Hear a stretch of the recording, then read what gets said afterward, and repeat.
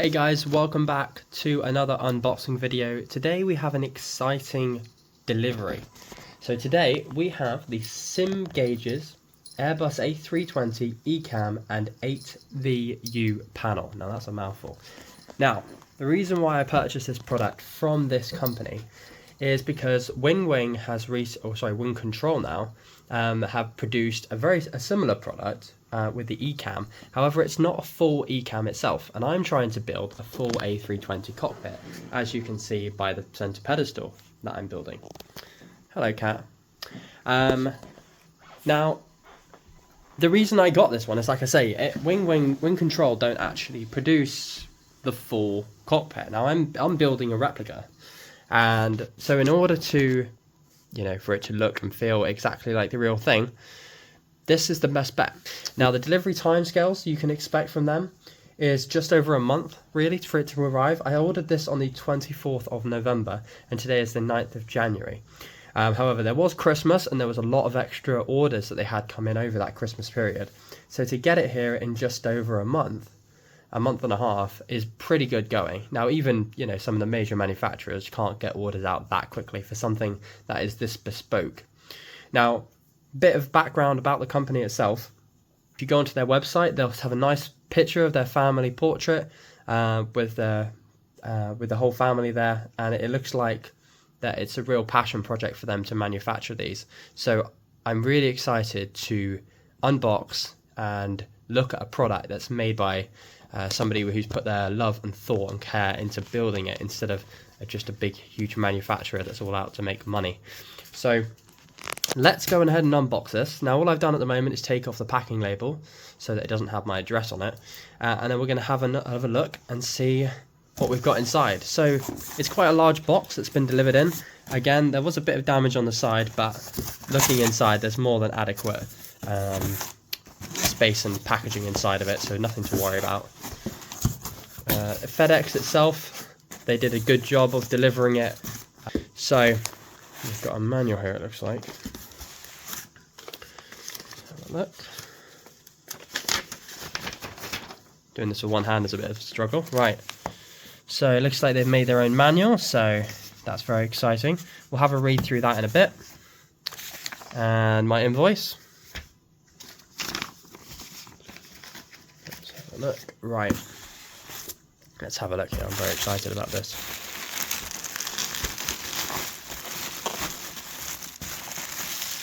Whoa, look at that. Wow. Now that's a lot higher quality than I was expecting. So if I can get some good camera angles of that.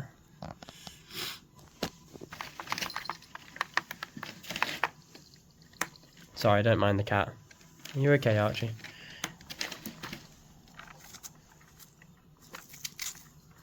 Oh, that's very exciting. Feels really nice as well. Yeah, they're 3D printed, but you can barely tell. The knobs and controls are 3D printed, but yeah, it's really good. It's very lightweight. Yeah, it's very good. Right. Okay, what else we got in the box?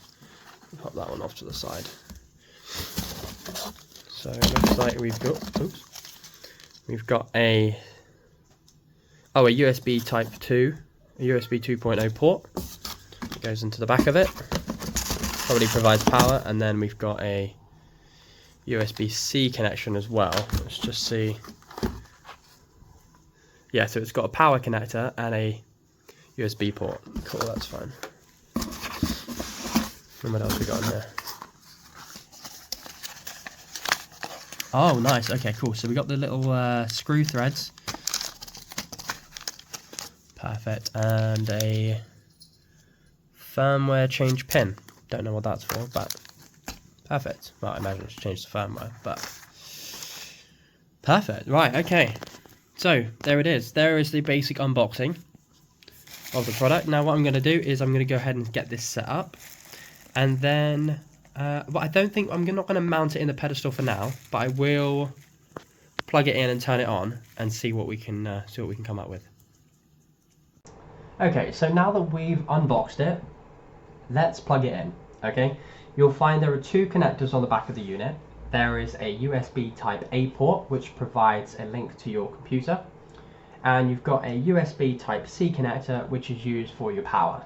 Okay, so go ahead and connect those up. Okay, once those are connected, you then need to follow the steps that are in the manual. In the manual, it dictates that you need to go to the Simgauges website and download the associated software. Now, we're on the Simgauges website. Click on this little button here that says support and scroll down to FAQ AIRBUS. Okay, you'll see the AIRBUS overhead panel, which they also sell. And if you scroll down to Simgauges software, you'll see the Microsoft Flight Simulator 2020 and 2024 connector app. Go ahead and click on that and install it. Okay, you can see I've already done that before. Once that's installed, you need to run the application. Okay, so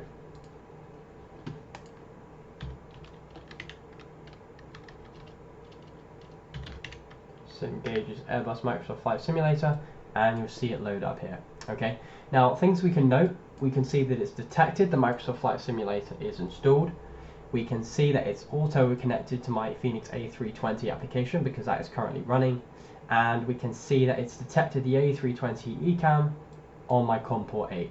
Okay, so this is how it should operate out of the box. It really should be that simple. You might need to select the Phoenix A320 option here, or even hit connect once you load, if you load up Microsoft Flight Simulator after you load up Simgauges. Okay, but if you load up everything beforehand and open up the application, it works straight away out of the box. You don't need to program anything, you don't need to program any keys or do anything else. It's really is plug and play, which is great. However, when I did this, I did not have that experience. Okay, when I first connected it, I was getting nothing. I wasn't getting any lights, I wasn't getting any power, and it wasn't showing up my computer that it was connected. Okay, so how can you make sure that yours is working as intended? So when I was first looking for the equipment, you need to look in Device Manager. So in Device Manager, you'll see a ports option, and you need to see if it's showing in COM port 8. Now, the port might be slightly different for you. However, if it's not showing here at all, double check your cables. Okay. Now, the next thing is your Bluetooth options. So your Bluetooth and devices menu. Okay. You just scroll down until you get to here. You should see a Simgauges A320 ECAM. Okay. If you do not see it here, and you do not see it in Device Manager, go back to their support page, click on the button, and message them and say, "Hi, I'm having issues," and get it installed. And they will go through the process like they did here of reinstalling the firmware and getting that sorted, which is what I did here. And as you can see, all working great now, amazing stuff. They reached out to me within 15 minutes, and about 20 minutes later, everything was resolved. So definitely props to their support team for doing an amazing job.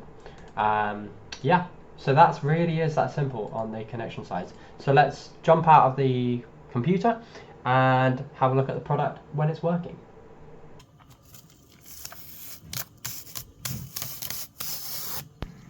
Okay, so we've unboxed it, we've set up the software, and now let's quickly go through what the buttons actually do in the simulator.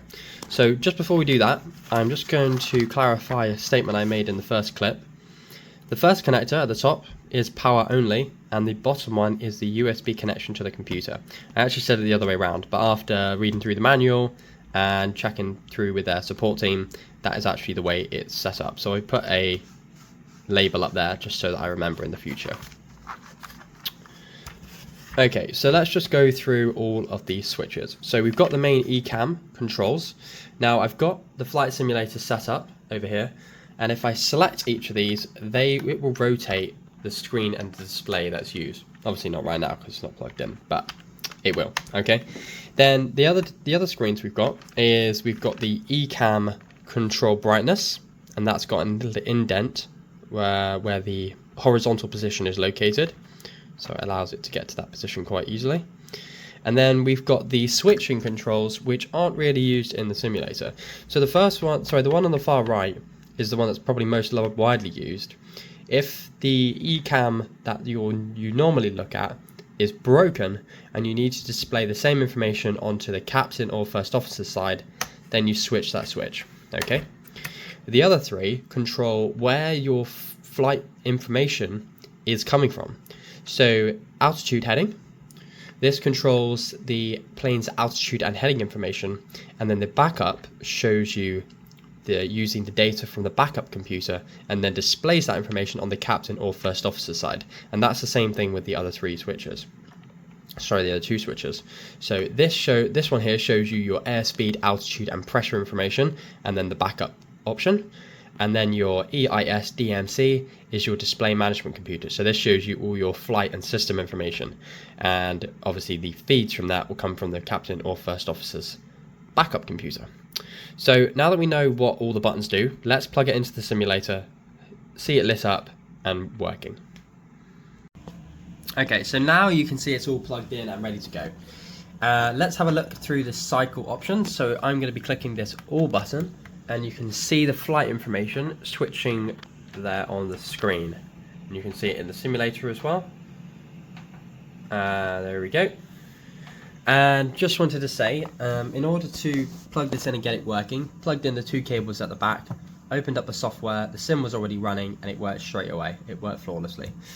So props to the team for making the software so easy to use. The brightness as well, coming through on the displays, is very good actually. It's very comparable to the Wing products. If anything, it's actually brighter. And it works really well. So you can control the brightness independently from the cockpit, and it will change the brightness control on here as it does with the backlighting on some of the other products if you have them as well. So it is also linked. And yeah, so you can see I mentioned this option here, which is the one that's most visibly able to control. So I'm going to switch this to the captain side, and you'll see what happens in the cockpit. You can see it switches the display either to the right, middle or the left. So that's the most obvious one, and then you can't really see it, but it does switch the heading backup flight computers. If I switch them through, you will see that little pop-up on the screen there being used. Okay, so I'm going to select the wheel, let's say the pressure, or even the APU, and that will be displayed on the screen. So yeah, does exactly what it says on the tin. So I think it's about time we bring this review to the close. Now, what are my overall thoughts on it? So, considering this is my first Simgauges product, the ECAM and 8VU, which is what this piece of equipment is called, is of very high quality. I can say it's got a 3D printed base with a plastic cover. The brightness controls and the LEDs are very, very good and very much bright enough for what we need them to be. The buttons have a nice clicky sound as you click on all of them. It's very responsive into the sim. There is no delay at all. The bigger switches have got nice indents, and they have a satisfying clicking sound when you're moving them around. And yeah, that's pretty much it. And there's not too much else we can say about this product. It does what it says on the tin, and it does it very well. So hats off to Simgauges for manufacturing this product, and I look forward to anything else they produce in the future. So yeah, I think that'll wrap up this video for today. There will be a wing control throttle arriving hopefully today, so look forward to that in the future. And with that, if you've enjoyed the video, please do like it so that others can come to this as their point of reference, and I hope you all have a good day. Bye for now.